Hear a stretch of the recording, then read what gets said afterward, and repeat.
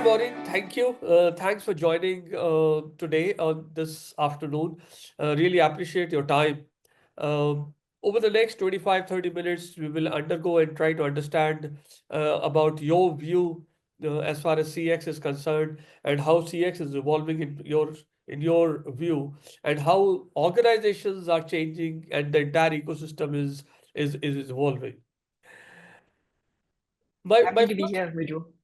Thank you for the invite. In fact, yes, always happy to be here and share our point of view from Zendesk. Thank you. Thank you.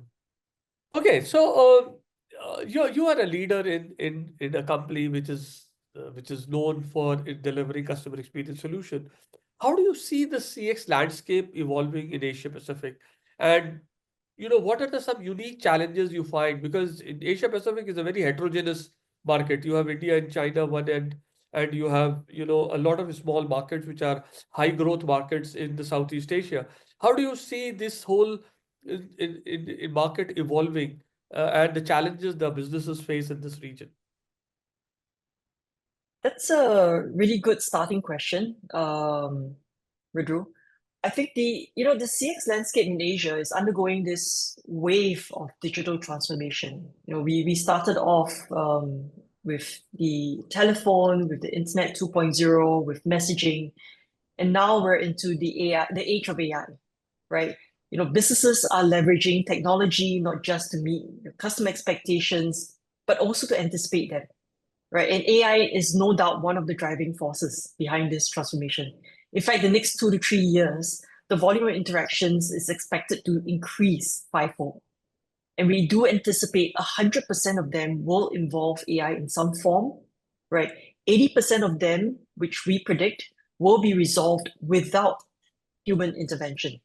And only 20%, the remaining 20%, will involve some human intervention itself. Now, this shift is not merely about adopting new and advanced tools like AI, it's also about rethinking how we engage with customers at every point of the engagement. Now, you just mentioned Asia is an incredibly diverse region.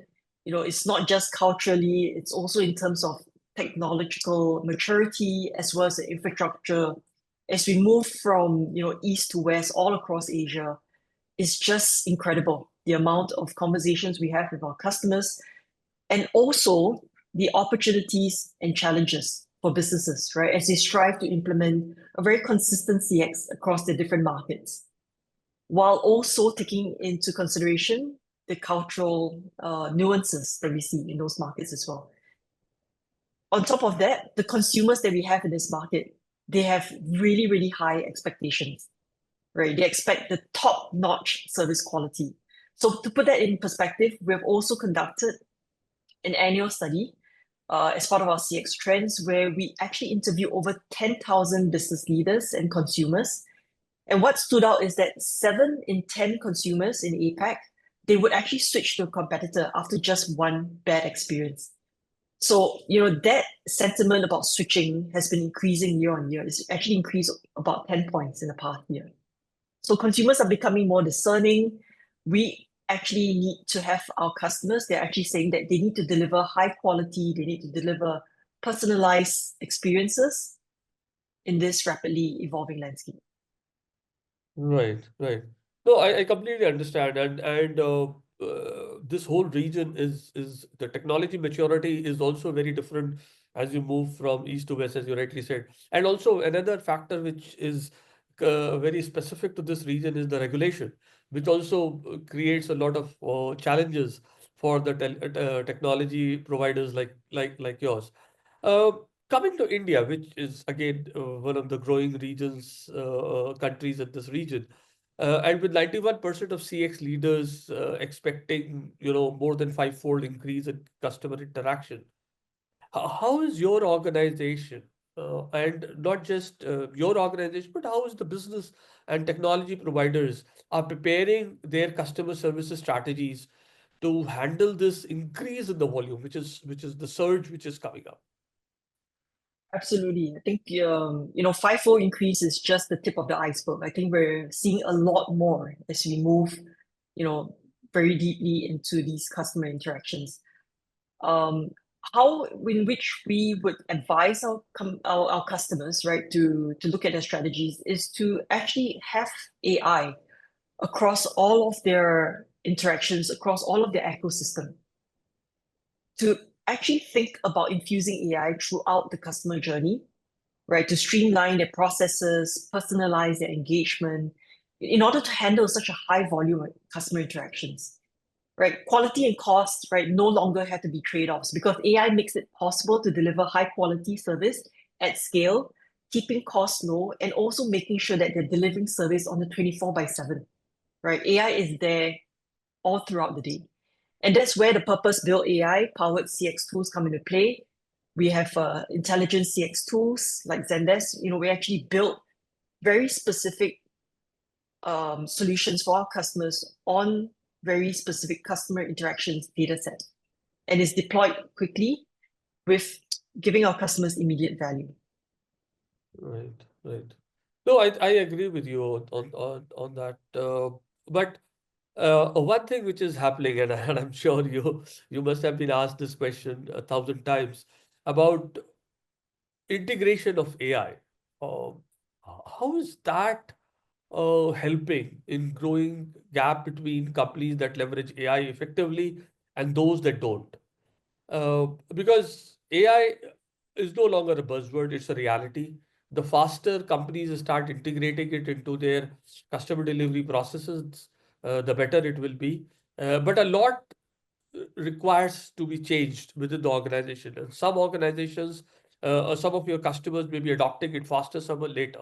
How are you seeing it as an industry leader, and what best practices, they can adopt to stay competitive? A lot of them do have the same question that you just mentioned. We get asked about it, like, how do I adopt AI? Where should I start from? It's a little daunting. My company is a little wary about that. I think the first few pieces of advice we say is that let's start small. This is a journey. AI is a journey. It's not like you go off and you do a big bang approach. What we tell our clients is that set clear goals, right? Focus on the small, achievable objectives that demonstrate very early ROI so that you get a lot more buy-in throughout the organization.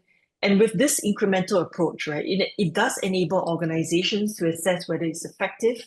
They get the insights, they make adjustments before a more broader and full-scale rollout. This actually reduces the risk. It helps to build a lot more confidence. Now, if you remember earlier, we were just talking about, 80% of interactions will not require human intervention. Now, that is utopia. That is the goal that we need to get to. We always tell our clients, start off small, look at 20%, and then we start growing from there. We get to 40% and then 60%, and eventually we get to, the 80% goal that we're looking at. Now, if you look at, just give an example, right? We have Lush. It's a global ethical cosmetics brand, right? They Right. used to resist, they don't want to do automation because they just want to keep everything very personal, right? However, their customer service team is inundated with so many requests. As we mentioned earlier, fivefold in terms of customer interactions. And for them, with these repeated requests, right, there is a lack of insights.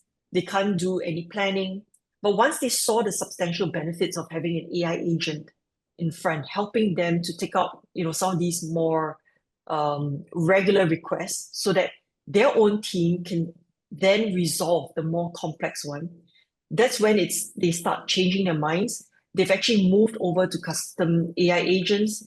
It has saved them about 5 minutes per ticket, about 360 agent hours per month, which is incredible. It helps them free up a lot of time. Right. So yeah, back to a point is that start small and then we get to where they want to be eventually. Right.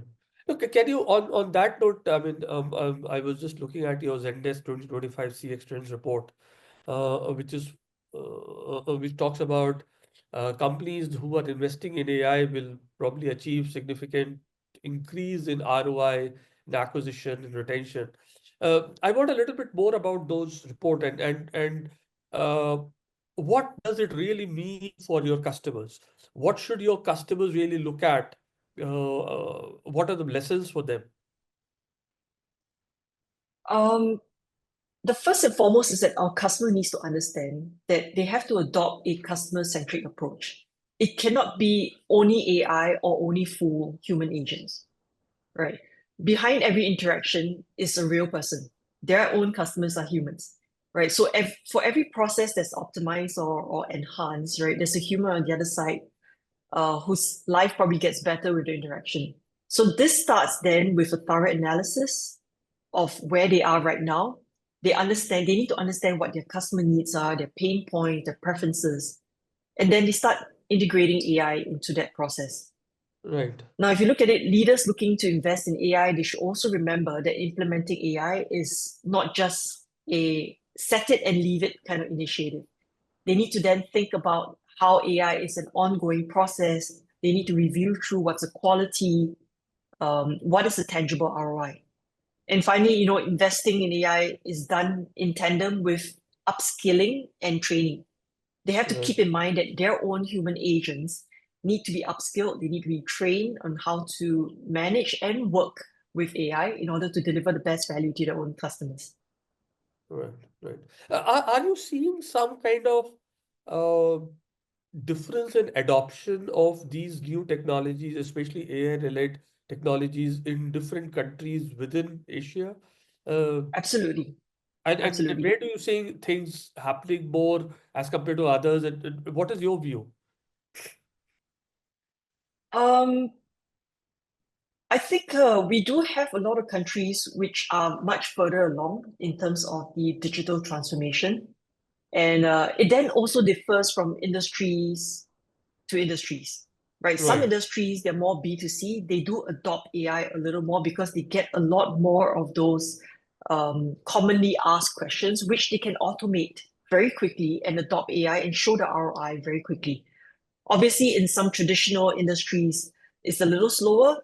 And we then have a different kind of conversation, like how can we help you in a B2B context?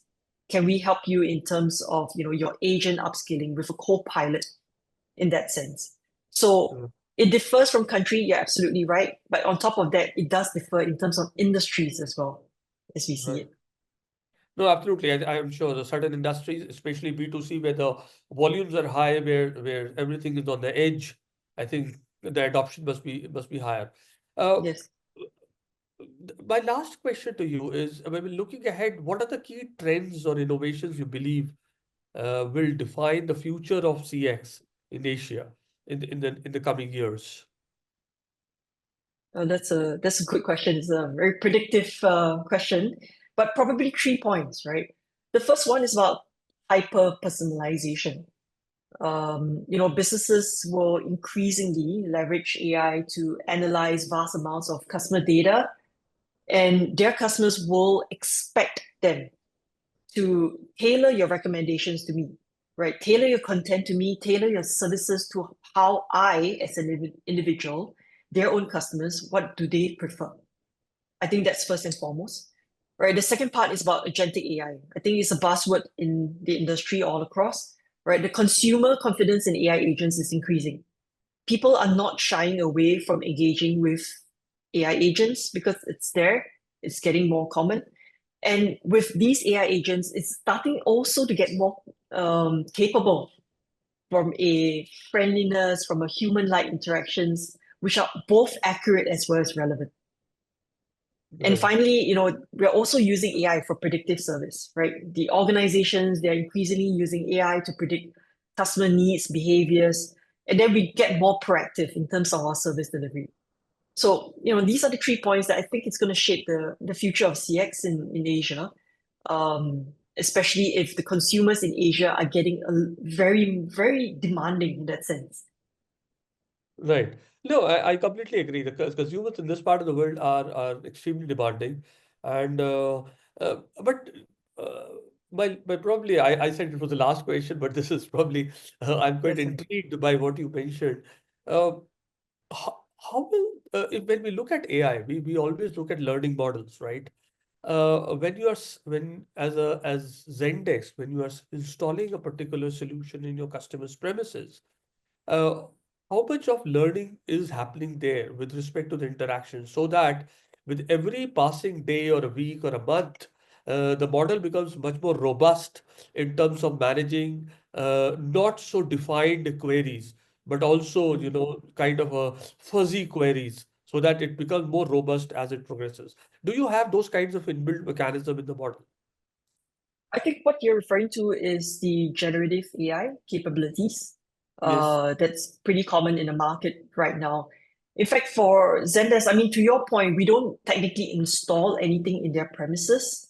Uh, Zendesk ultimately is a SaaS platform, and the AI that we provide is a model that has already been trained on our CX datasets. In fact, it's been trained on about 18 plus billion, 1 8, 18 billion customer support data that we already have.